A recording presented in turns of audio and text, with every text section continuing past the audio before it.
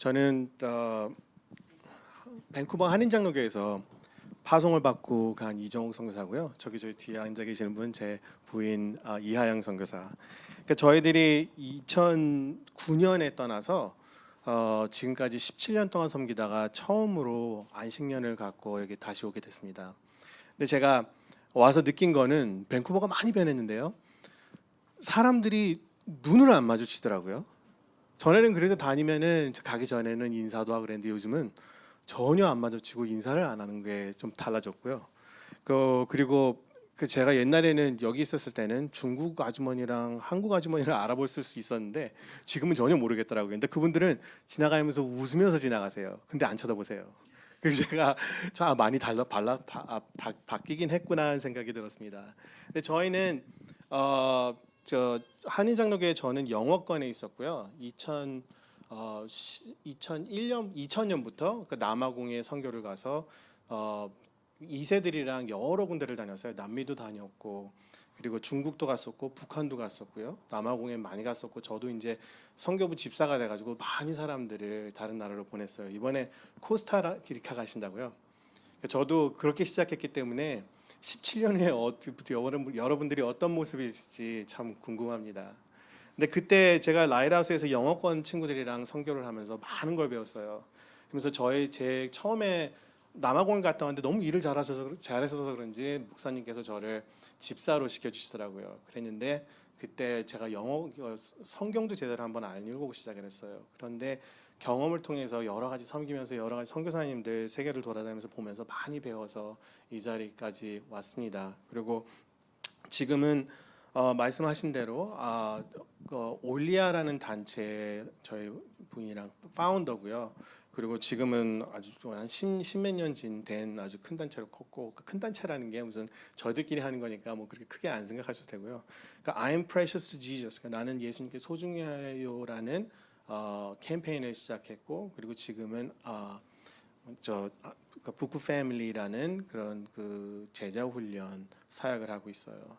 근데 그런 걸 진행을 하면서 제가 선교사로서 선교 보고를 할 수 있긴 한데 제가 이번에는 선교 보고보다는 저희들 삶을 주님께서 어떻게 인도해 주시는지 어떤 방식으로 저희들을 길을 바꿔주시고 다른 방향으로 인도해 주시는지 그런 거를 나눠드리고 싶어요. 그래서 어젯밤에 프레젠테이션을 준비하다가 사진을 자꾸 넣기 시작하니까 사람들 얘기가 나오는 거예요. 그래서 이러면 안 되겠다. 그래가지고 다 사진을 다 빼고 지금 성경 구절만 이렇게 해서 이 사진 하나는 저희 하영 선교사랑 저랑 남아공에서 산책하던 모습이에요. 그래서 빈 주머니란 제목으로 주님께서 우리를 어떻게 일하셨는지 알려드릴게요. 제가 1997년에 이민을 와서 사업을 시작을 했어요. 그런데 이민자 사업이죠. 그래가지고 제가 영어를 잘해가지고 그때 잡지 회사를 했었는데 그게 잘못된 사람들이랑 손을 잡아가지고 써리에서 이제 법정 분쟁이 생겨가지고 제가 그거를 완전히 놓고 도망가야 되게 생겼어요. 그래서 제가 잘못한 것도 아닌데 자꾸 법정 그게 들어오니까 저도 겁이 나가지고 다니던 교회도 안 다니고 그냥 집에서 숨고 있다가 그러고 예수님을 만나서 1999년에 저희 교회에서 처음으로 남아공에 선교 가겠다고 할 때 손을 들고 제가 지원을 했다 그러죠. 그래서 2000년에 처음으로 남아공에 생전 선교라는 건 처음으로 가봤어요. 그러고 나서 직업도 없이 뭐도 없이 오랫동안 그냥 선교만 했어요. 그래서 그러면서 그런 경험을 많이 쌓다가 저희 아버님께서 첫 해에 그 정도 했으면 됐다. 이제 직업도 찾고 여자친구도 찾아서 결혼도 해라 그러시더라고요. 근데 2004년 정도 되니까 아버님께서 하신 말들이 네가 섬기는 하나님이 정말 좋은 하나님이신지 알겠다. 근데 저희 아버님도 교회 다니셨거든요. 근데 그렇게 얘기를 하시더라고요. 근데 그 하나님한테 제발 너한테 직업도 주고 여자도 주고 그랬으면 좋겠다 그러시더라고요. 근데 2006년에 저를 불러서 1월에 1일에 하신 말씀이 네가 섬기는 하나님한테 정말 내가 뭐라 그럴 수 있는 자리가 아닌 거 아는데 정말 너에게 은혜를 베푸셔서 직업도 갖고 결혼도 했으면 좋겠다 그렇게 얘기를 하시더라고요. 진짜 아버님도 그렇게 변하시더라고요. 근데 2006년에 제가 북한을 갔다가 와가지고 하영 선교사가 처음으로 남아공에 선교를 가게 됐어요. 그래서 제가 워낙 뭐 교회에서는 선교를 많이 해서 제가 트레이닝하러 들어갔다가 만나게 됐어요. 그래서 근데 제가 원래 그거는 좀 빨리 가려고 그랬는데 젊은 분들이 많으시니까 그 얘기를 좀 자세하게 해드릴게요.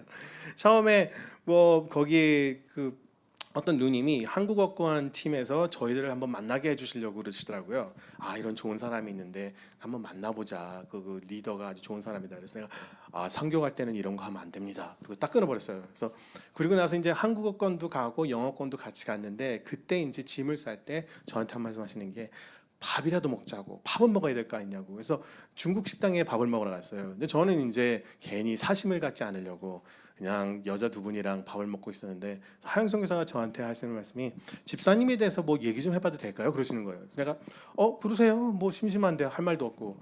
근데 얘기를 하시는데 제가 영어권에서 가장 나이가 많았어요. 그리고 전부 다 교회에서 자란 2세들이었고 그런 분들을 이제 제가 섬기다 보니까 어제 이제 선교할 수 있게 도와주고 하다 보니까 저는 이제 외톨박이가 된 거예요. 마음속으로는. 그래서 누구도 저를 이해 못 하시고 그래서 목사님도 안 계셨어요. 그래서 뭐 저를 케어해 주시는 분은 또 둘째치고 저를 이해하는 사람도 없고 제 상황을 그래서 그냥 혼자 섬기고 있었는데 교회 선교할 때 너무 하나님께서 일을 많이 하시니까 제가 하나님이 안 계시다고 얘기할 수도 없고 뭐 원망할 수도 없고 그런 상황이었어요. 그랬는데 이분이 저한테 대해서 얘기를 하시는데 뭐 집사님은 이러시죠, 집사님이 이러시죠 그러는데 기분이 안 좋은 거예요. 이 사람이 날 뭘 한다고? 그렇게 같이 선교를 하는 친구들도 다 잘 모르는데 이분이 어떻게 알아? 그리고 근데 자꾸 듣다 보니까 무슨 생각이 드냐면 하나님께서 네가 내 자식이기에 내가 널 이만큼 이해하고 있다라는 마음이 들더라고요. 그래서 그러고 나니까 제가 이걸 그냥 못 끝내겠는 거예요. 그래서 커피를 한 잔 먹으러 가도 되겠냐고 해서 중국 음식을 먹고 밑에 스타벅스가 있었어요. 메인 로드에 캠빈가 메인인가 하여튼 갔었는데 들어가자마자 제가 너무 긴장을 해가지고 화장실 갔다 나오면서 이 지퍼를 내리고 나온 거예요. 근데 그때 기억나시는 분께서 스타벅스에 테이블이 유리에 그 녹색 그 쇠로 된 거기에 있었거든요. 그래서 제가 앉은데 앉으면 이게 벌어지잖아요. 그래서 옆으로 앉아가지고 거기서 그래가지고 한참 헤맸어요. 그래가지고 가시기 전에 이틀 전이었는데 제가 한번 다시 커피를 먹자 해가지고 제가 어떻게 될지 모르겠지만 열심히 해보겠습니다. 그래서 그게 8월 12일이에요. 제가 날짜도 기억을 해요. 그러고 나서 그 9월을 8월하고 9월을 남아공에서 보내고 저는 이제 캐나다에서 기다리고 있고요. 그 온 다음에 3개월을 안 돼서 결혼을 했어요. 근데 그때 아버님을 처음 뵀는데 아버님을 처음 뵙는 게 뭐 인사를 소개시켜 주지도 않더라고요. 근데 우연찮게 스타벅스에서 또 뵀어요. 스타벅스 참 제가 고마워할 일이 많네요. 오셔가지고 인사를 했는데 제가 뭐 직업도 없죠. 뭐 해놓은 것도 없고 뭐 세이빙도 없고 아무것도 없고 할 말이 없는 거예요. 그래서 앉아가지고 그래 자네는 어떤 사람인가 그런데 제가 선교관 얘기만 줄줄이 해드렸어요. 그랬더니 갑자기 이 사람은 잡아야 된다고 결혼시켜야 된다고 그래서 어머님이 갑자기 임신을 했냐고 왜 결혼을 시키냐고 그러시는 거예요. 근데 오셔가지고 3개월 안에 저희들 결혼을 했어요. 근데 마지막으로 약속하시는 게 이서방 다 좋은데 다 참 좋은 사람이네. 근데 우리 딸 괜히 선교 간다고 끌고 가는 건 아니겠지? 그래서 내가 아버님 제가 선교를 많이 해봤는데요. 선교는 부름이 있어야 가는 겁니다. 근데 저는 부름 많은 사람이 아니라 그런 걱정 없으니 걱정하지 마십시오. 딸만 주시면 됩니다. 그리고 결혼을 했는데 저도 이제 직업이 있어야 될 거 아니에요. 먹고 살아야 될 거 아니야. 그래가지고 하나님한테 기도해서 어떻게 할까요? 그래서 처음에 이제 어디 나오는 거 할 때 직업을 잡은 게 정부였어요. 이제 페더럴 거버먼트의 이민국에 들어갔는데 공항에서 먼저 일을 시작했는데 한 3-4번 진급이 되더니 뭐 2년도 채 일 안 하는 것 같아요. 근데 계속 올라가더니 저쪽 이민국 경찰, 뭐 미국의 ICE라고 그러죠. 여기는 Immigration Enforcement라고 그래요. 그 라이브러리 다운타운에 있는 그 옆 건물에 있는데 거기 오면 뭐 범죄자들도 많이 오고 쫓겨나는 사람들 와가지고 막 인터뷰하고 쓰러지고 그래요. 근데 거기서 일을 하게 됐어요. 근데 거기가 굉장히 좀 철가방이래요. 정부 중에서도. 근데 거기서 금방 평생직을 얻고 그리고 잘 살았어요. 그게 있는데 임신을 하니까 캐나다 정부가 얼마나 좋은지 남자를 9개월 풀페이를 주고 놀래요. 애 키우라고. 그러니까 정부에 일하시면 너무 좋아요.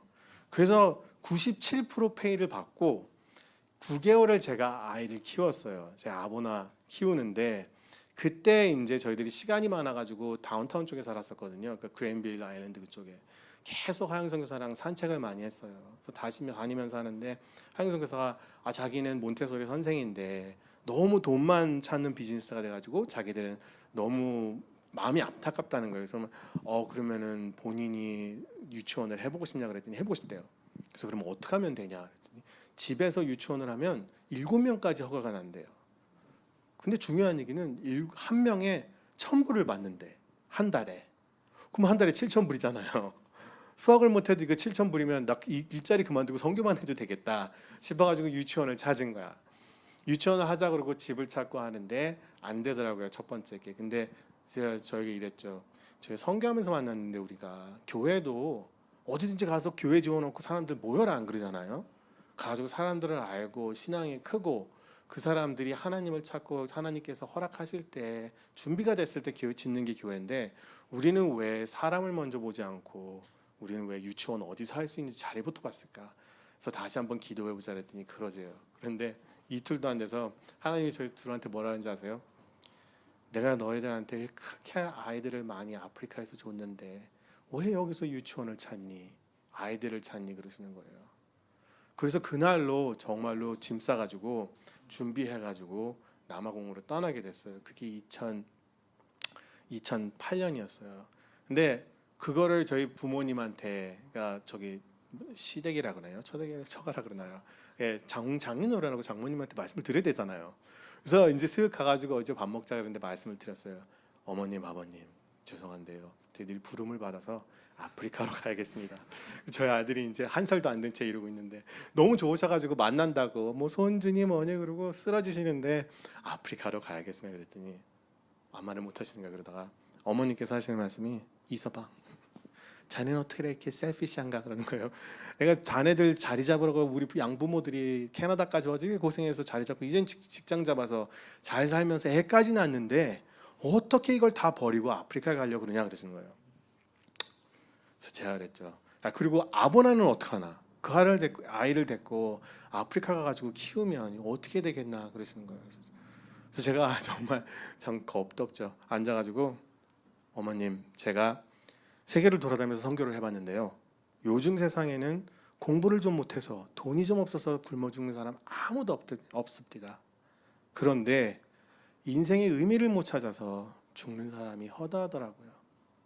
그래서 저희 아들을 아프리카에 데려가서 선교사님들 사이에서 하나님 안에서 키우게 되면 부모로서 해줄 수 있는 가장 큰 선물이 아닌가 생각합니다. 아무 말도 못 하시더라고요. 그리고 나중에 하영성 교사 따로 놀려가지고 너 이서방 말 듣고 도망가면 어떡하냐 어쩌는데 본인이 가자 그런 거거든요. 그러니까 할 말이 없는 거야. 그래서 아프리카를 정말 그래서 갔어요. 그래서 갔는데 아프리카 가가지고 사역을 시작하는데 저희들이 유치원 하러 간 거잖아요. 그래서 유치원을 했는데 그 첫 번에 어떤 지역에서 선교사에서 선생님들을 모셔가지고 교육을 시키면서 그 선교사님들 그 선생님들 사는 데서 저희들이 그 흑인의 남아공은 상태가 많이 틀려요. 백인들 사는 데는 그게 괜찮은데 한 50% 이상이 빈민촌에 살아요. 많은 흑인들이 한 95% 돼요. 그러니까 인구 중에서 그러니까 중산층도 저희들 한참 못 살고 정말 뭐 한 달에 뭐 그때 100불 갖고 사는 사람들 그 미만이 한 50%가 넘었어요. 그런데 가가지고 아이들을 모아서 이제 단기한 게 이제 어린이 교회라 애들 모아가지고 하는데 1년에 150명이 되더라고요. 그래가지고 여기서 이제 나이 많은 애들이 있는 거예요. 11살부터 14살짜리를 2011년에 저희들이 이렇게 모았어요. 2009년에 갔어요, 저희들이. 그래가지고 2011년에 아이들을 모아가지고 유스 그룹을 시작을 한 거예요. 얘네들이 큰 걸 보겠다 해서 12명을 모아가지고 시작을 했어요. 그랬는데 1월에 시작하자마자 선생님이 와서 얘기해 주니까 거기에 있는 아나티라고 남자애가 있는데 14살이에요. 아나티가 강간을 당했대요. 강간이 있다는 얘기는 들었어도 그렇게 가깝게 겪어본 적이 없는 거예요. 그렇게 오래 갔는데도 뭐 4번 가고 한 10년 동안을 아프리카에서 일하고 그렇게 많이 돌아다녔는데도 도와드렸는데도 그걸 처음 들은 거예요. 그래서 가보니까 또 남자애라니까 제가 할 말이 없는 거야. 근데 괜찮아 보이더라고요. 그래서 없는 척하고 그냥 사역을 시작을 했어요. 근데 잘 따라오더라고요. 그래서 이것저것 하고 있는데 6월에 선생님이 또 오시는 거야. 또 무슨 일이 있었대요. 무슨 일이 있었냐 그랬더니 이번엔 지마사란 여자애가 11살인데 아버지한테 강간을 당했대요. 아이러니하게도 어머니가 기도 모임 금요 철야 기도를 갔다 오셨는데 아침에 쓰러져 있더래 바닥에. 그래서 얘를 무슨 말인지 얘기를 안 하길래 두들겨 팼대요. 그랬더니 아버님한테 강간당했다고. 아직까지도 그게 얼마나 오래된 얘기인지 몇 번이 그랬는지 아직도 몰라요. 아버님은 쫓겨는 났는데 감옥엔 들어가지 않고, 그러고 나서 물어보기 시작하니까 이며 얘 강간당했어요. 3살짜리 4살짜리. 저희들이 할 말이 없는 거예요. 일주일에 한 시간 애들이랑 보낼까가 그게 보통인데, 그래가지고는 이 아이들 예수님 사랑은커녕 뭘 가르쳐 줄 수 있는 게 없더라고요. 그래서 I am precious to Jesus 캠페인을 시작을 한 거예요. 그런데 제가 말씀드리는 이유는 뭐냐면, 이 사역이 왜 시작되는지 말씀드리니까 이것 때문에 저희들이 굉장히 유명해졌어요. 예수님께 나는 소중한 존재라는 게 거기가 우리나라 우리 그런 의미처럼 그 부족고가기 때문에 자기가 없어요. 그래서 모두가 같이 뭘 받아야 되고 같이 살아야 되고 그런 의미가 있어서 내가 소중하다는 얘기가 굉장히 신선했나 봐요. 너무 유명해져가지고 세계 7개국에서 헌금이 들어오고, 저희들 개인 돈 들어온 건 아니지만 애들 행진하고 옷을 입혀가지고 그걸 하느라 그게 참 너무 저희들한테는 도움이 많이 됐어요. 자리 잡는데. 근데 이정욱 이하영 선교사가 하는 I'm Precious to Jesus 캠페인에 보니까 저희들이 너무 유명세를 타기 시작을 한 거예요. 그래서 한국에 초청을 받았어요. 와가지고 저 선교사님이, 그것도 저희는 아는 사람이 별로 없어가지고 저희 교회에서 좀 처음에는 조금 푸대접을 받았어요. 그래서 몰라가 저희들 갔으니까. 근데 한국에서 오라 그래서가지고 가서 국민일보에도 나가고, 그리고 여러 교회 가서 나누기도 했는데, 이제 그게 처음 외국을 나갔었던 거 2013년인가 그때쯤에 나갔었는데, 그러니까 저희들은 너무 감사하죠. 알아주는 사람도 없고 헌금도 없어가지고 그때 굉장히 많이 힘들었었는데, 그것 때문에 저희들이 이제 또 한국에 있는 저 가족들도 만나고, 그리고 정말 살아남은 것처럼 너무 기뻤었어요. 근데 가기 전에 제가 간 이유가 뭐냐면, 제가 한국에 잘 모르거든요. 근데 제가 옛날에 아무것도 안 할 때 주식을 한답시고 한국에다 통장을 터놓은 게 있었어요. 누가 해주셔가지고 했는데 거기에 275만 원이 있었어요. 근데 캐나다에서 갖고 온 돈을 번 돈을 다 쓰고 나니까 그게 생각이 나는 거야. 그래서 한국에 가면, 제가 또 외국인이라 가지고 돈을 옮기거나 그걸 못해요. 한국에 가야 돼. 국민인인가 거기 들어있었는데, 그래서 제가 이 돈을 어떻게 찾아올까 하고 있었는데 한국에 오라니까 전 너무 좋아가지고 갔죠. 적어도 비행기 값은 나올 거다. 그래서 가가지고 가자마자 밤새가지고 그 처음 이게 외국인 등록을 하고 해가지고 그 돈을 찾았어요.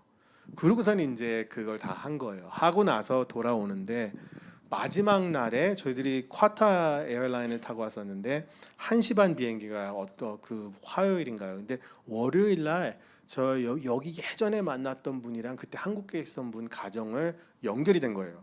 그래가지고 너무 잘 됐다 그래서 그 집 가서 하루 자고 얘기를 하면서 선교에 대해서 나눴더니 그 집 어머님께서 너무 감동을 하셔가지고 30만 원을 주시는 거예요.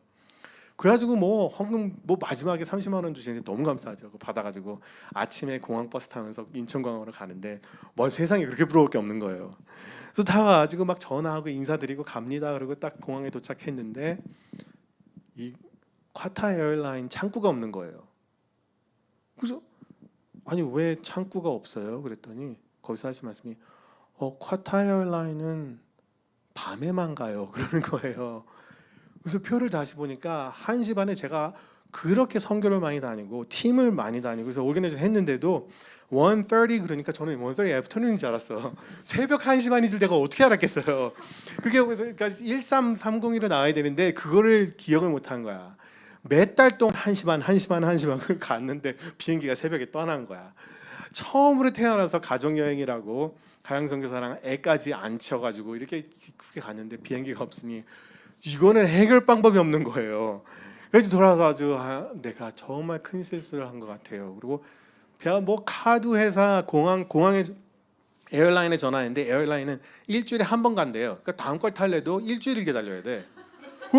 그래서 거기다 대고 저 죄송한데요. 헌금도 많이 주시고 했는데 일주일에 어디 가서 또 갔다 놀다 가야겠습니다. 그럴 수도 없고 저 머리가 너무 복잡한 거예요. 처음이라 또 그래가지고 이거 어떡하나 싶는데 방법이 안 생기네요. 크레딧 카드도 하도 싸구려라 가지고 보험 그런 것도 없고 정말 사색이 되더라고요. 앉아가지고 기다리는데 또 11시쯤에 갔으니까 또 거기에 그 여행사가 한 군데 있어요.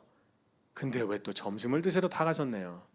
그 앞에서 1시까지 기다리는데 이거는 세상에 천국에서 지옥을 간 느낌. 가만히 앉아서 이거 어떻게 하나. 이 뭘 해결 방법이 없는 거예요. 그래서 근데 그분이 오셨길래 내가 정말 할 말이 없어서 앉아가지고 그 앞에 앉았어요. 앉아가지고 제가 아프리카 선교사인데요. 제가 큰 실수를 해가지고 집에만 가고 싶은데 아프리카로 좀 표 좀 구해주실 수 있으시겠어요? 그랬더니 그분 한국분 아시잖아요. 한국분들 아시잖아요. 아무 상관없이 네? 그리고 하고 계시는데 정말 어떻게 될지 모르겠다. 근데 이분이 하더니 오늘 저녁에 비행기가 있네요. 그래서 너무 감사한 거예요. 그래서 집에는 갈 수 있겠구나. 정말 감사합니다. 얼마인가요? 잠깐만 기다리세요. 거기서 뭐라 하는지 아세요? 305만 원이요. 그 순간에 정말 정말 그 순간이 영원같이 느껴지는데 하나님께서 뭐라 하시냐면 내가 너를 선교사로 불러서 아프리카에 와서 한국까지 데리고 왔는데 왜 네 돈에 집착하고 매달리느냐 그러시더라고요. 그래서 그 275만 원이랑 그 전날 비행기 제대로 타고 갔었으면 나누지 못했던 그 30만 원을 그대로 가져가시더라고요. 제가 너무 놀라가지고 그 앞에서 눈물을 펑펑 흘리면서 울었어요. 주님, 저 혼자 울고 있는데 제가 너무 이상하게 생각하가 네, 돈 드리겠습니다. 그리고 아보나 됐고 하영성 교사한테 가서 이 설명을 했더니 하영성 교사도 거기서 같이 막 울고 너무 기뻐가지고 그래서 화장실에 가가지고 마음 정리하라고 아보나가 화장실에 가서 이게 변기에 앉아가지고 하는 소리가 아빠 돈 필요해? 3살짜리가 내 돈 써도 돼 그러는 거예요. 그래서 내가 아니야 주님이 주셔서 괜찮아 그러고 가가지고 돈을 내고 그러고 왔어요. 그때부터 그 전에는 저희들이 일을 하고 그랬어서 돈이 있어서 보금자리도 마련하고 유치원 하면서 했는데 그때부터 선교사로서 정말 돈에 대해서는 무책임할 정도로 관심이 없어진 것 같아요. 그러고 나니까 정말 세상이 달라 보이긴 하더라고요. 그래서 그러고 나서 저희들이 캠페인을 하는데 답답한 게 뭐였는지 아세요? 선교사님들이 저희를 부르는 거예요. 우리 사역도 도와달라고. 목회자만 못하는 일들을 하니까 너무 귀해요. 그래서 와서 도와달라는데 어떤 분들은 아프리카 사람들은 섹스에 대한 의미가 틀리기 때문에 강간이라는 의미가 우리처럼 생각하면 안 된다는 거예요. 근데 저는 만나면서 사람들이 정말 죽어가고 쓰러지고 사람이 정말 쓰레기가 돼가는 걸 너무 많이 봤거든요. 그래서 자기가 케어하는 사람이 그렇게 다쳤을 때 얼마나 사람들이 망가지는지, 왜 그 사람들이 폭력적이 되고 강도가 되는지 너무 이해가 많이 가는 거예요. 그러니까 제가 그걸 겪으면서 선교사로서는 보지 못했던 그 프라이드 문화예요. 한국처럼 그 뭐라 그러죠? 그 프라이드가 있어가지고 저희들처럼 남한테 힘든 소리나 그런 얘기를 잘 안 해요. 그래서 좋은 얘기만 하는 거야. 맨날 예수님 좋다 그러고 오는데 이 사람들이 정말 아프리카 사람들의 마음이 어떤지, 이분들의 아픔이 뭔지 우리가 이해 못하고 그냥 예수님만 믿으면 다 된다고 얘기하는 이유가 안 되는 게 뭔지를 그때 배웠어요. 그러고 나니까 우리들이 하고 있는 일이 뭐냐면 계몽운동이 돼버려가지고 청소년한테 가가지고 뭘 가리키냐면 어떤 남자가 너를 강간하려고 그러면 여기를 쥐어 뜯어라. 그러면은 도망갈 거다. 셀프 디펜스를 가리키는 거예요. 그 아이들한테 가서는 어떤 아저씨가 여길 만지면 이렇게 돌아 앉아라. 그런 걸 가리키라는 거예요. 저희들 보고. 하다가 이건 아니다 싶은 거예요. 그래가지고 남자 사역으로 넘어갔어요. 그래서 남자 사역으로 넘어가다 아시는지 모르겠지만 아프리카라는 데는 남자 위주 사회이기 때문에 그 문화를 건드리면 너무 싫어요. 그리고 아직도 뭐 교회가 그렇게 많고 2050년이면 아프리카밖에 남는 기독교인들이 없다고 얘기를 하는 걸 듣고 갔는데요. 다 거짓말이에요. 90% 이상의 교회가 아니야. 다 조상 숭배에 섞여 있고 모든 게 기복 신앙이에요. 성경 안 읽어도 뭐 용한 사람, 얘기 잘하는 사람, 노래 잘하는 사람 다 리더가 되고 목사가 돼요. 그러니까 그런 상황에서 그 남자들을 공격을 하려니 얼마나 힘들어요. 그래서 선한 자의 모임이라는 걸 만들어가지고 이 사람들 문화를 자기네들이 파달라 그러더라고요. 도와달라. 자기들도 답답한 사람들이 많은 거예요. 나쁜 사람들도 많지만 좋은 사람들이 그런 요청을 하고 오는 거예요. 그래서 거기에 대한 그 circumcision, 남자들이 할례식을 하면서 그러니까 그런 기원의 의미가 너무 많아요. 근데 그거 제가 오늘은 그 얘기가 아니기 때문에 근데 그걸 하면서 여자들을 자기네들 마음대로 강간을 해도 된다고 생각을 해요. 그래서 동네 애들을 불러다가 강간을 하고 그래요. 그것 때문에 강간이라는 게 이 남자들한테는 강간이 아닌 거예요. 할 수 있고 자기가 걸리지 않으면 제가 해야 되는 거라고 생각을 하고 당연히 남자들은 벌을 받지 않아야 된다고 생각하는 상황이기 때문에 그게 굉장히 힘들어요. 그래서 그거를 파기 시작을 한 거예요. 근데 그거 할 때쯤에 무슨 일이 있었냐면 저희들이 같이 일하는 현지인들이 한 3명 정도 있었는데 이 친구들이 강간당하고 죽은 아이 퓨너럴에 갔다 오다가 택시를 타고 한 17시간을 다녀야 되는데 거기서 오면서 이게 차가 뒤집어서 죽을 뻔한 거예요. 그랬는데 구사일생으로 살아나왔어. 그래서 캠페인이 없어질 뻔했었어요. 근데 그 후에 2주 후에 무슨 일이 있었냐면 제가 납치를 당했어요. 그 친구들이 이 자기들이 잘못이라는 거, 남자들의 잘못이라는 거 그걸 이해했을 때 너무 자기들이 우울증에 빠져가지고 일을 못 하더라고요. 그래서 하루는 가가지고 설명을 하고 괜찮다, 그 격려를 하고 우리 빵멍 사 먹으러 가서 마그냐라고 도나스 같은 걸 팔아요. 그래서 거기 가가지고 기분 좋게 얘기하고 도나스 사가지고 나오는데 차에 딱 앉았는데 기분이 좋았죠. 웃었는데 저기서 담을 건너면서 총을 장전을 하고 돌아오더라고요. 근데 참 그런 일이 생기니까 뭐 속수무책이더라고요. 그래가지고 넘어가니까 이제 빼고 뒤에 차고 3명이 타고 저를 이제 그러니까 거기서 오른쪽에서 운전을 해요. 그래서 왼쪽으로 옮겨 타고 그 사람이 타가지고 운전을 해서 가는 거예요. 3명이 저희들을 납치를 해가지고 가는데 나는 선교사다. 달라는 거 다 줄 테니까 걱정하지 말고 우리만 놔달라 그랬더니 거기서 손 내리라는 거예요. 왜냐하면 흑인이 운전을 하고 동양인이 이러고 있으면 당연히 강도짓이기 때문에 밖에서 보면 자기들이 걸릴 수가 있으니까 손을 내리래요. 그래서 알았다 그러고 가는데 이 도저히 안 되겠는 게 분위기가 심상치가 않는 거예요. 그래서 정말 우리 선교사니까 달라는 거 다 주겠다 그랬더니 총을 겨누면서 손 내리라 그러다 그래서 미안하다고 처음 강도당하는 거라 몰라서 그랬다고 손을 내리고 이러고 앉아 있어서 또 실수할까 봐 갔는데 거기서 뭐 차를 세우고서는 저희들한테 그 카드를 달래요. 그래서 카드를 주는데 그때 저희들이 얼마나 가난했냐면 현지인들한테 돈 좀 못 줄 정도로 가난했어요.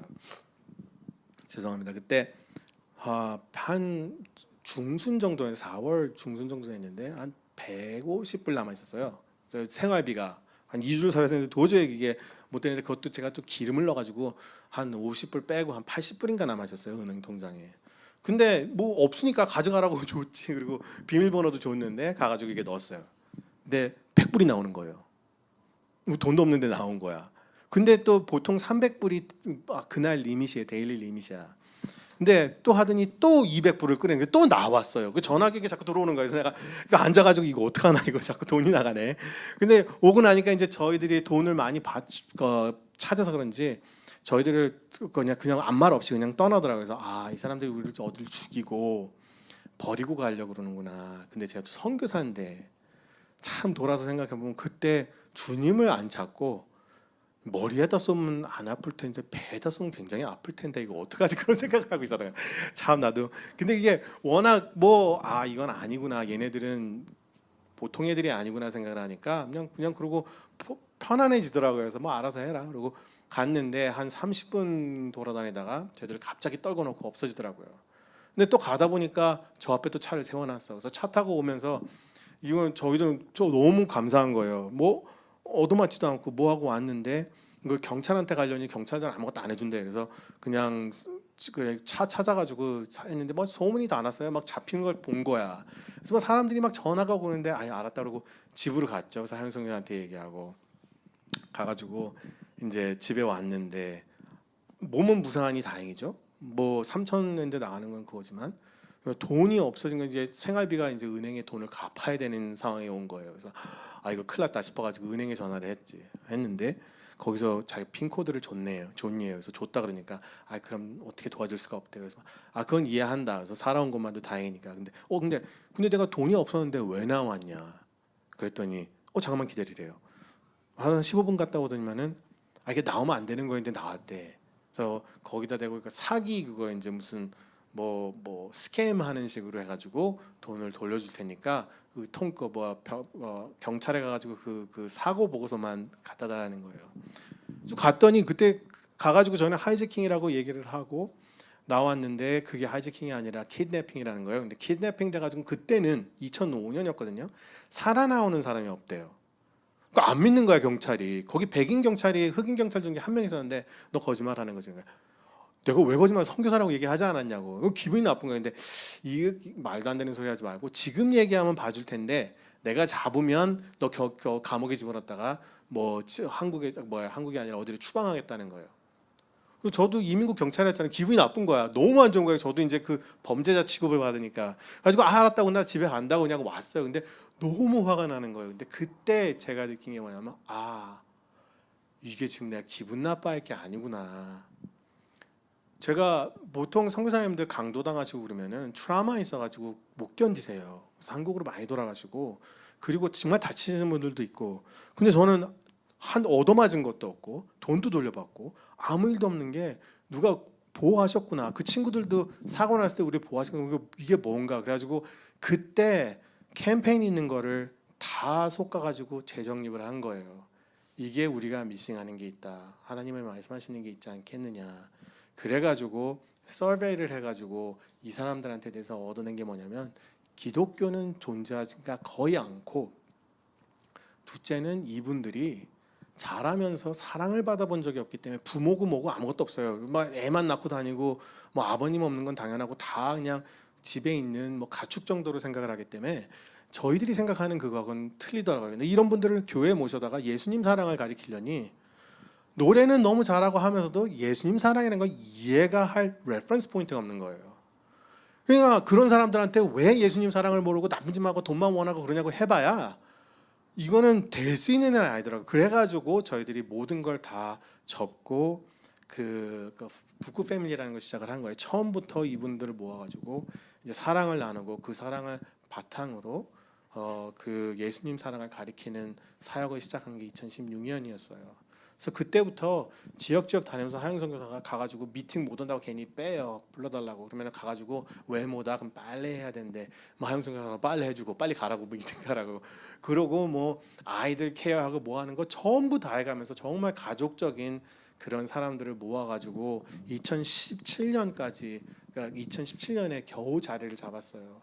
그러고 나서 몇 년을 하고 나니까 이제야 이 흑인들이 어떤 성경 구절에 마음이 변하고 어떤 것을 뭐 알아듣지 못하고 있고 무엇이 필요한지 보이기 시작을 해서 저희들이 처음에 제가 가서 그 백인 분들이랑 그 가정교회를 한 적이 있어요. 그래서 거기서 1년 동안 설교를 했었는데 그때 하나 한 게 저희 제자 훈련 단계가 있어요. 이게 어떻게 된 거냐면 제자 훈련이라는 거는 보통 뭐 교리나 기독교인의 기본적인 믿음이나 그런 걸 먼저 가르치는데 그게 아니라 요한복음 15장에 나오는 예수님과의 제자의 관계를 비롯해서 관계가 어떻게 발전됐는지 그거를 7단계로 나눠가지고 그거를 가지고 있었어요. 가끔 가르치기도 했는데 그거를 바탕으로 이 흑인들이 변하는 모습을 7단계로 나눠가지고 30주 과정을 만들었어요. 그래서 그때 처음으로 책을 2020년에 출판을 하게 됐어요. 그랬는데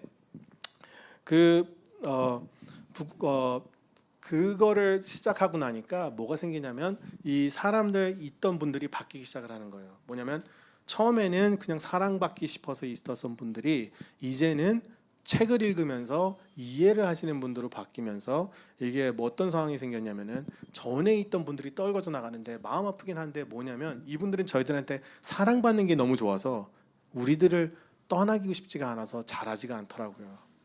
근데 그런 분들을 어쩔 수 없이 내려놓고 이제 좀 더 진정한 예수님을 나누고 싶으신 분들이랑 시작을 해서 교회 테스트라고 선교사님들하고도 테스트를 하고 여러 군데 테스트를 했어요. 그러고 났더니 이분들이 잘하기 시작을 하는데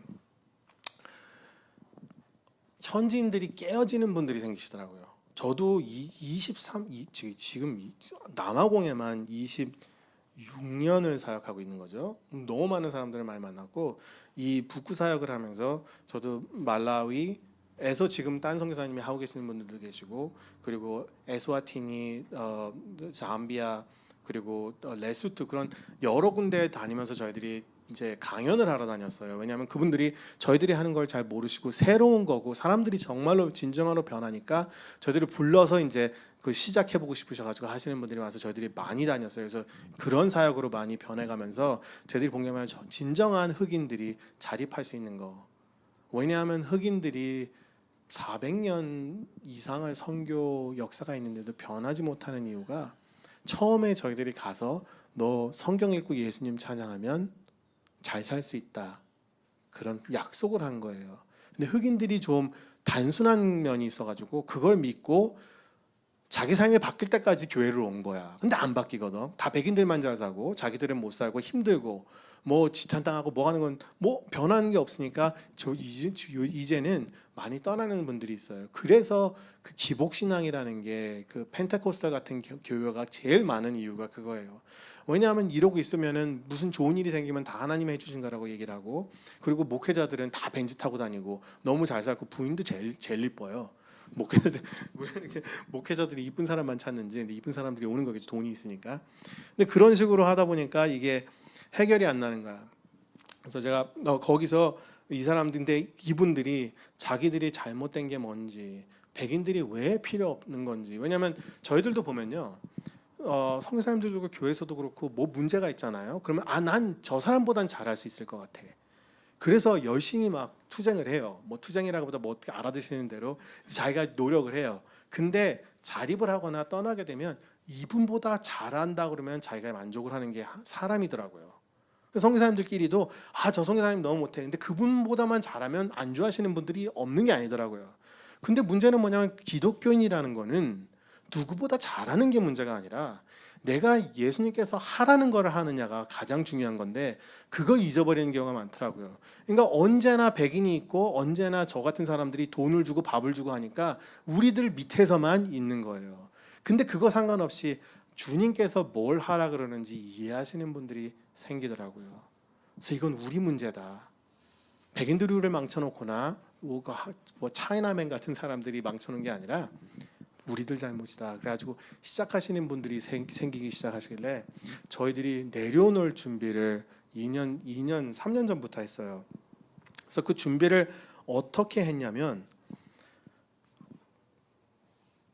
지금까지 저희들이 겪고 이해하고 이렇게 만들어 온 이유를 책으로 쓰기 시작했어요. 그래서 to last and to be last, 마지막까지 견디고 마지막 죄가 될 수 있는 그거라고 하고, 그 7단계 나눠진 흑인들의 모습, 크는 모습, 쓰러지는 모습, 왜 여기선 잘하고 여기선 실패했는지 그거를 쓰기를 시작을 했어요. 그래서 그 책이 있어야 다른 사람이 봐도 그냥 흑인들이 하는 게 아니라 역사가 있었던 거라는 걸 생각을 하고 흑인들이 본 모습을 저희들이 그 책을 담기를 시작했어요. 그래서 그걸 끝나고 좋으신 분, 정말로 그 마음이 되어지신 분들을 격려를 하면서 키우기 시작했는데, 저희들이 처음에 유스 그룹을 했다 그랬죠. 그때 12명이 있었는데 그 안에 파파마라는 아이가 있었어요. 근데 이 아이가 굉장히 똑똑했는데 저희들이 이제 얘를 백인 학교를 보내서 공부를 시키려고 이제 저희 한인장로교에서 온 팀한테 부탁을 해서 그때부터 백인 학교를 보내기 시작을 했어요. 근데 이 아이가 아버님은 없으셨고 어머님이 그 다음에 돌아가셨어요. 그래서 저희들이 키워서 양딸이 됐어요. 그러니까 저희들이 법적으로 입양한 건 아닌데 그때부터 저희들이 학교를 보내고 키우고 가디안으로 해서 지금은 완전히 뭐 더 이상 할 수가 없는 가족이 돼 있죠. 그래서 지금 그 아이가 그때부터 공부를 하고 여러 가지 일을 겪어서 지금은 University of Cape Town이라고, 그게 아프리카의 서울대예요. 거기서 IT 디파트먼트에 풀타임 렉처러 돼 있고 지금 박사학위를 하고 있어요. 근데 저희 딸인데 뭐 너무 이쁘죠. 그리고 우리 외동아들 뭐 친척도 없고 그런데 거기서 주님께서 누나를 줬다는 게 너무 감사해요. 근데 그 아이가 작년에 풀타임 렉처러로 거기서 이제 IT를 가르치기 시작하면서 처음에 이제 대학 들어가서 학부에서 했던 그 북구를 하던 친구들이 뭐 동네 수재들만 오니까 그 친구들이 돼가지고 지금은 너무 자리 잡아서 돈을 잘 벌고 해요. 그래서 뭐 풀타임 렉처가 됐는데 부모인 저희들보다 돈을 더 많이 벌더라고요. 그래서 야, 너 참 잘됐다. 근데 그 주위에 보통 이제 선교사 부모는 이제 11조는 부모한테 내라 모르잖아요. 근데 흑인들이 하도 그래가지고 저희는 안 받겠다 그러고, 근데 뭘 해야 되냐면 이래라, 네 주위에 있는 교수진이나 친구들이 그분들한테 11조를 받아서 단체를 만들어라. 그래서 그 단체로 이 현지인들이 하는 사역을 운영을 해라. 그러고 넘겨줬어요. 그게 정말 하나님이 어떻게 그렇게 일을 하셨는지. 그러고 나서 작년 1월부터 그분들이 자체적으로 단체도 새로 만들고 저희들은 이제 끼지도 않고 저희는 올리하고 카이노스 북부라고 만들어서 시작을 하게 된 거예요. 근데 이분들이 너무 좋아하는 거야. 그리고 너무 잘해요. 그래서 이제 저희들이 이제 저희들이 해본 다 경험을 가지고 이건 안 된다 저건 안 된다 이렇게 해야 된다 저렇게 해야 된다고 한 지금까지 뭐 적어도 제가 숫자를 잘 그걸 못 하겠는데 한 적어도 저희가 한 사람들만 책을 한 150권 팔았어요. 흑인들한테. 그러니까 한 2,000명은 넘을 거예요. 그리고 거기서 1년을 했는데 500명을 했다 그러더라고요. 그래서 금년에 들어왔는데 처음에 시작했는데 그게 쉽지가 않죠. 그리고 흑인들이기 때문에 배워야 될 것도 많고 조직이라는 거에 대해서 그래서 저희들이 완전 결정권을 넘겨주니까 이제 저희들이 트레이닝만 해주고 결정은 그분들이 하게 하고 1년을 오는데 첫 교회는 굉장히 부흥을 해가지고 아직까지 너무 잘하고 있어요. 사람들까지 다 변하고 하는데 다른 교회들이 이거 분명히 와가지고 우리 교인들 훔쳐가려고 그러는 거라고 안 믿더라고요. 그래서 7월까지 있는데 그게 별로 그게 없는 거야. 근데 문제는 뭐냐면 제가 뭐 제 위주로 기분 좋을 정도로 이렇게 부흥이 되는 게 뭐 제가 원하는 거지 그게 아니잖아요. 근데 흑인들이 자기들이 만들어 가려면 시간이 필요하니까 당연히 기다리고 있었죠. 근데 하영성 교사랑 제가 안타까웠던 게 뭐냐면 저희들은 필드에서 사람들이랑 예수님 얘기 나오고 일 있을 때 같이 맞들고 그런 사역을 하던 사람이잖아요. 그런데 막 아픈 얘기 듣고 그거를 못하고 뒷전으로 물러서서 왜냐하면 저희들이 가면은 또 차이나맨이 직업 갖다 준다고 또 기다려요. 딴 생각하고 그래서 안 가는 게 좋아요. 리더들 빼고는. 그래서 리더들만 만나고 트레이닝을 해주는데 그 사람들이랑 만나서 하는 게 너무 그리운 거야. 안타깝잖아요. 막 예수님 얘기하고 일하시는 거 보고 그러는 게 얼마나 기쁜데 그 보고만 듣고 있는 거야. 그러니까 아쉬운 게 이게 좀씩 늘어가더라고요. 그래서 아직 지금 어떻게 하나. 그래가지고 마음 아파가지고 있는데 고민을 할 때쯤이가 7월인가 그랬어요. 그때 하루는 자는데 새벽 2시에 벌떡 일어난 거예요. 그래서 내가 이거 실수한 거 아닌가. 너무 일찍 줘가지고 나는 할 일도 없고 갑자기 선교사가 직업도 없이 이러는 거나 나 이제 은퇴할 때까지는 어떻게 살아. 뭐 그런 생각을 하고 있었어요. 근데 정말 이것 좀 몇 군데 좀 넘겨주실래요? 이게 성경 구절이고 다시 돌아가 주세요. 다시 여기 써주시면 돼요. 이제 keep trying 그러고 나서 벌떡 일어나 새벽 2시에 정말 벌떡 일어나가지고 이거는 뭐 피곤한 것도 아니고 정말 하나님 깨우신 것 같은 그런 밤이었어요. 그래서 이거 안 되겠다. 마음이 너무 허전하다. 기도를 하자. 그래서 기도를 한참 하는데 아무 대답이 없으신 거예요. 답답해가지고 에이 성경이나 읽자.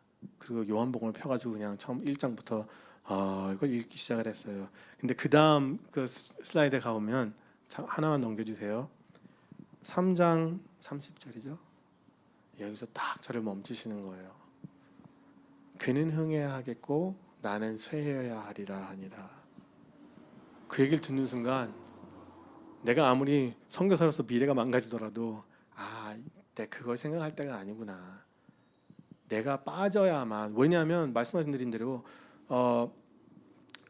I'm Precious Jesus 캠페인을 시작한 이정옥 이하영 선교사가 북구 패밀리로 아프리카에서 큰 일을 하고 있는 이정옥 이하영 선교사가 됐던 거예요. 북구 패밀리 하면 2명의 이름이 나오는 그런 상황이 된 거예요.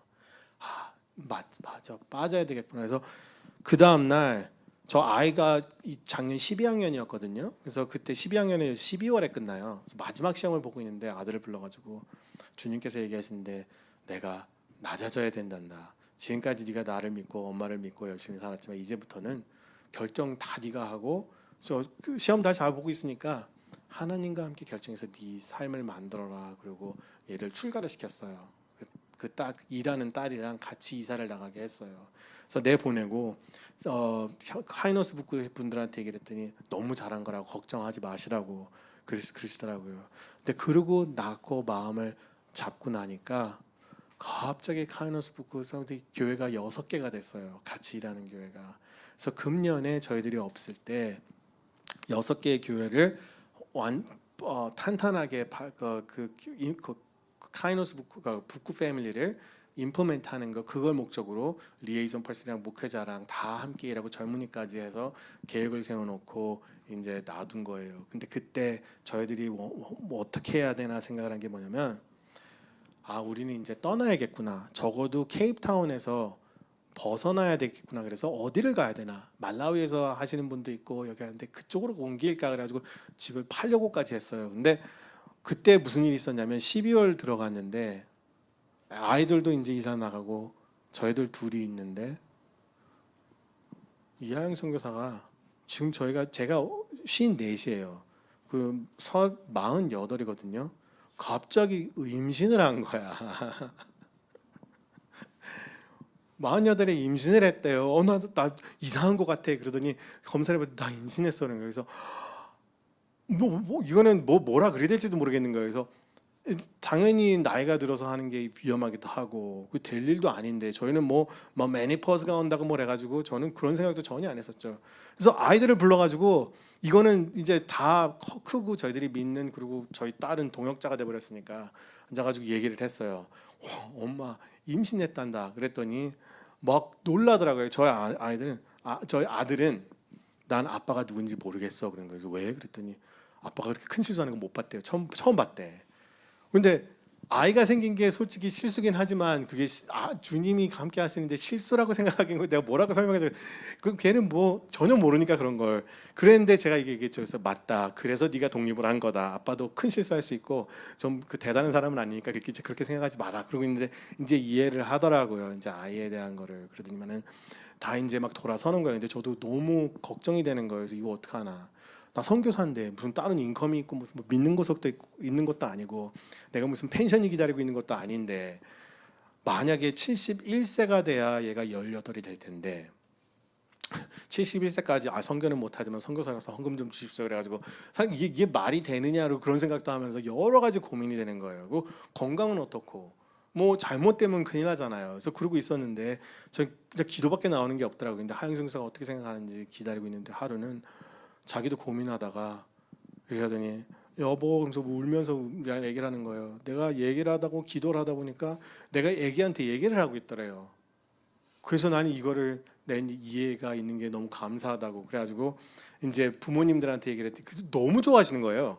아니 생각도 없으시지 이 나이에 저희 부모님들은 나이가 많으시다고 너무 잘 됐대. 잘 되긴 이걸 어떻게. 근데 저희도 갑자기 그런 것 때문에 기분이 좋아져서 딴 저희들이 존경하는 선교사님이 이제 말레이시아에 계신데 전화를 드렸더니 이분 또 하신다는 말씀이 분명히 하나님께서 애들을 너무 잘 키워서 더 키우라고 크리스찬 아이를 주신 거라고. 한국에 지금 애들을 안 낳아가지고 크리스찬이 부족하다고 너무 잘 된 거라고 축복이라고 막 그러시는 거예요. 그래서 그 덩달아 가지고 기분이 너무 좋은 거예요. 그래서 이걸 주시나 보다 진짜. 그래가지고 이거는 딸이어야 된다. 난 딸을 원해. 그래가지고 얼마나 기도를 해주고 그러니까 기도라기보다 그 기대를 그냥 했어요. 그래서 딸이 올 거다. 그래가지고 그때 한 4주인가 2개월인가 임신했었어요. 그래서 2개월 반쯤 됐을 때 선교대회를 했는데 또 딴 선교사님이 오셔가지고 너무 잘 됐다고. 여기 그 뭐야 양승문 목사님. 예, 거기 비우에 거기서 거기 에스와티니에서 거기 총장님 하세요. 그래서 거기 가서 그 대학교에서도 렉처하고 그랬어요 제가. 그런데 막 뭐 디파트먼트 그 소셜 디파트먼트랑 사이콜로지 디파트먼트 학생이랑 전체로 들어오더라고요. 그때 정말 좀 긴장이 되더라고요. 근데 그분이 하고 두 사모님하고 오셔가지고 교수님이신데 너무 잘 됐다고. 근데 아이는 낳으려면 캐나다 가서 낳아야 되지 않겠냐. 그래서 진짜 그럴 수도 있겠구나. 그래가지고 그 생각은 하고 있었어요. 근데 거기서 이제 선교사님들 섬기시러 한국에서 의사 선생님이 오신데 거기서 무슨 abnormal pregnancy에 가장 유명하시다는 분이 오셨대. 그래서 일순으로 들어가지고 검사를 했는데 이분이 하시는 소리가 애기가 잘 안 자라는 것 같은데요. 그러시는 거예요. 근데 얼마나 마음이 아니야. 그래도 혹시 여기서 그거 아세요? 그러니까 거기서 이러면 좀 기다리면 될 수도 있겠지만 잘 이게 어떻게 되는지 잘 모르겠다. 확실히 검사를 기구가 별로 안 좋으니까 그렇게 얘기를 하시더라고요. 근데 제 마음속에는 그 덤앤더머 보셨어요? 덤앤더머라고 짐 캐리 영화가 있는데 거기서 짐 캐리는 아주 바보고 아주 부자 여자가 하나 있었어. 거기. 근데 부자 여자한테 뭐 도움을 줘가지고 그래서 감사한 상황에서 거기서 짐 캐리가 가가지고 그러는 거야. 나 같은 애랑 너 같은 애랑 혹시 같이 결혼할 수 있는 뭐 가능성이 얼마나 돼요? 근데 그 여자가 막 이러다가 million to one 그러는 거예요. 이게 100만 그건 가능성이 없다는 얘기죠. 근데 짐 캐리가 거기서 You're saying there is a chance 그렇게 얘기를 하는 거예요. 근데 그 마음으로 뭐 안 되는 한이 있을 이건 주님이 주셨을 테니까 이건 될 거다. 그리고 믿음이 있었어요. 근데 그 다음 날로 전문의 만나가지고 검사를 했는데 제대로 이렇게 보여주시는데 뭐가 보이는지 아세요? 그 에마토닉 색 그래서 이게 빈 주머니인 거예요. 오늘이 그 주머니가 주머니밖에 없고 그 가운데 아무것도 없더라고요. 그걸 보는 순간 얼마나 허망한지 내가 17년을 남아공에서 선교했는데 이걸 뭐라고 말씀하시는 건가? 내가 헛것을 했다는 건가? 속은 비었다는 건가? 정말 너무 복잡한 거예요. 아니 애는 둘째치고 뭐 이걸 어떻게 해석해야 될지 난감하더라고요. 근데 저희들이 선교 처음 가가지고 가장 힘들었던 구절이 뭔지 아세요? 다음으로 넘겨주실래요? 여기에 무화과 나무가 있죠. 잎사귀 이파리는 무성한데 때도 안 된. 근데 그때쯤 가면은 이제 씨앗이 자라는 게 보여야 이제 결과가 나올까라는 걸 안돼요. 근데 갑자기 오셔가지고 너 어딨냐? 네 결과가 뭐냐? 네 fruit이 뭐냐? 열매가 뭐냐? 그거 물어보실 거가 얼마나 겁난지 아세요? 왜냐하면 사역이라는 게 절대로 언제나 승리하는 게 아니고 승리를 해도 언제나 없어질 것 같은 게 사역이더라고요. 그게 주님께서 연결을 해주시는 게 사역이지. 내가 이건 됐어. 난 자리 잡았어. 그렇게 할 때 저희들이 잘못 가더라고요. 근데 지금 갑자기 나타나셔서 너 열매가 어딨냐 그러면 뭐라 그래야 되나. 참 힘든 구절이었는데 참 마음속으로 힘든 구절이었는데 그 생각이 나더라고요. 그러고 나서 저희들 마음을 달래면서 근데 현지인들이 이제 일어나다 보니까 저희들이 해야 됐던 일이 뭐냐면 여러 군데 저희들이 하면 강연 다니면서 선교사님들이랑 줄을 잡아놨었어요. 그래서 그 믿는 분들이 계시는데 이분들도 현지인들이랑 연결하면 잘 될 것 같지 않아서 끝나자마자 그 선교대회 끝나자마자 그 선교사님들 5분을 모셨어요. 그래서 말씀드리고 어떤 일이 있었다 그 나누고 그리고 현지인들이 이런 상황이다. 그분들은 놀라시죠. 그래서 근데 제가 그걸 마지막으로 모여가지고 이분들이랑 연을 끊어보려고 알아서 하십시오 그러려고 그랬는데 도저히 너무 좋으신 분들이라 제가 그런 말씀을 못 드리고 이제 상황이 이렇습니다. 그래서 말씀드린 게 절대 저희들 강연 같은 거 이제 부르지 마십시오. 가서 한 번 한다고 되는 것도 아니고 이분들이 펼쳐나갈 때 그걸 도와주십시오 얘기했어요. 그래서 저희는 그런 강연 안 하겠다고. 너무 좋다고 이런 일이 어딨냐고 그거 돌아가셨어요. 근데 프리토리아라고 그러니까 토론토 같은 거예요. 밴쿠버에 이제 토론토 같은 그 도시에서 오신 분이 가시자마자 1월에 저희한테 이거 보내신 거예요. 초청장을. 우리 아바신학교 한 20명 선교사님들이 모여가지고 한 5개 나라에서 퍼져서 하시는데 그분들이 1년에 한 번씩 모여가지고 이 뭘 가는데 거기 와서 말씀을 해달래요. 그래서 내가 왜 뭐 부르시는데 내가 싫다 그랬지만 믿는 분이니까 알겠습니다 갔죠. 그랬더니 프로그램이 왔는데 이게 4일 프로그램이거든요. 근데 하루는 오는 거고 레지스터하고 이틀 뭐 그게 시간이 있고 마지막 날 이제 1년 동안 공부 끝난 사람들 서티피켓 받고 이제 가는 날인데 그 이틀 동안 강연하는 사람이 저희밖에 없는 거예요. 저희들한테 6세션을 9시간을 주셨더라고요. 근데 그러니까 아시겠죠? 저도 뭐 목사도 아니고 신학을 한 것도 아니고 뭐 디노미네이션 스터디만 했어요. 제가 BS에서. 근데 그것도 아닌데도 그분들이 저를 불러주시는 이유가 있긴 한데요. 적어도 제가 가봤더니 140명 온대요. 150명 정도 온대. 다 모이면. 그러니까 여러 지역에서 오는 거죠. 그래서 그분들을 이제 모아가지고 하는데 제가 그 사진 갖고 왔는데 다음으로 가시면 그게 이 사진이에요. 여기서 9시간을 떠들었어요. 그러니까 제 강연은 잘해요. 근데 이러고 났는데 제가 여기서 배운 게 뭐냐면 이 많은 분들이 다른 지역이죠. 뭐 남아공만 해도 공식 언어가 11개예요. 그러면서 민족이 그렇게 다 틀려요.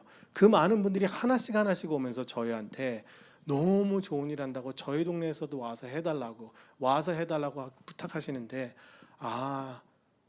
마지막으로 저희들이 이걸 하고 아프리카를 떠났거든요. 2월 2일부터 4일 날하고 5일 날 저희들이 한국으로 갔다 여기로 왔어요. 마지막으로 이걸 시키시는 이유가 저희들이 돌아가면 이분들을 찾아서 여행을 다니면서라도 한두 달 있으면서 사역을 해야겠구나, 그런 생각을 하게 해주셔서 저희들이 이제 그 계획을 찾았어요. 근데 멋있지 않나요? 되게 이렇게 멋있는 사진 17년 하면서도 사진 한 장, 제가 맨날 사진 찍기 때문에 제 사진이 별로 없거든요. 너무 감사해서 오늘 한 장 보여드리는 거고. 근데 이거 보세요. 제가 너의 열매가 뭐냐 얘기하셨을 때 저희들이 고민했다 그랬잖아요. 근데 말씀드린 대로 정말 저희들이 이룰 수 있는 게 이루셨다 해도 영원한 게 없더라고요. 근데 저희들은 처음에 그 15장 16절에서 말한 것처럼 라스팅 프루트를 해야 되는데 그건 어디 있느냐, 제가 뭘 해야 되는 거냐. 근데 시간을 지나고 17년을 섬기다 보니까 가르쳐 주시는 게 뭐냐면 열매는 주님이 맺으시는 거더라고요. 저희들이 생각하는 열매는 건물을 지으시든지 건물을 없애시든지 사람들을 모으시든지 안 모으시는 건 저희들의 열매가 아니더라고요. 저희들의 열매는 이런 역경적인 일들을 겪고 배움이 있고 쓰러지고 마음을 다치고 하면서 주님이 함께 하실 때 저희들에게 주시는 안정감이더라고요. 사랑이고, 그런 상황에서도 사랑을 할 수 있고, 그런 상황에서도 인내할 수 있고, 그 열매는 다름이 아니라 영적인 열매더라고요. 그 열매는 크리스찬이니까 사랑해야 돼, 열심히 사랑하는 게 아니라 주님이 함께 하시면서 그런 일을 겪을 때 오는 자유함에서 오는 진정한 사랑이더라고요. 그게 저희들의 열매라는 거. 처음에 저희들이 이제 처음이 아니라 작년에 이런 고민을 할 때 하영성 교사랑 또 산책을 하기 시작했어요. 산에 가서 제일 처음에 나온 사진처럼. 근데 하영성 교사 하는 말이 그거더라고요. 주님께서는 또 우리 어디로 보내시려고 이렇게 산책을 시키시나. 제 건강이 별로 안 좋았거든요. 근데 지나고 나니까 저희들 밴쿠버로 보내시더라고요. 그래서 여기 왔더니 저희 교회가 저희를 기다리고 있긴 하시더라고요. 제가 뭐라고 큰 소리 칠 건 아니지만, 그래서 여기 끝나자마자 또 가서 영어권에서 이제 저희들 떠날 때까지 예배를 함께 보고 저희들이 말씀을 나눠요. 근데 그런 일을 생각할 때 지금 완전히 왜 여기에 저희를 부르셨는지 답은 없지만 그 안에서 주님을 믿고 이 빈 색을 보더라도 마음은 아플지언정 주님께서 뜻이 있다는 걸 믿을 수 있을 때 저희들의 진정한 성령의 열매가 맺는 것 같고요. 그리고 그게 어떤 열매가 올지 저희들이 기쁘게 기다릴 수 있는 크리스찬이 될 수 있는 것 같아요. 그래서 여러분들 선교도 가실 거고 신앙생활도 열심히 하실 거고요. 그리고 결혼도 하실 거고 이 좋은 밴쿠버에서 자리도 잡으실 수도 있을 거고 여러 가지 미래가 있겠지만, 어떤 일이 있든지 어떤 힘든 일이 있고 슬픈 일이 있더라도 주님께 함께 하시는 거를 꼭 믿으시고 그 주님의 그 말씀과 그 보내주시는 메시지를 언제나 찾으세요. 그거를 갖고 있을 때 저희들이 죽는 고비를 넘겨도 진정한 성령의 열매를 맺을 수 있는 크리스찬이 될 수 있기를 기도드립니다. 네, 감사합니다.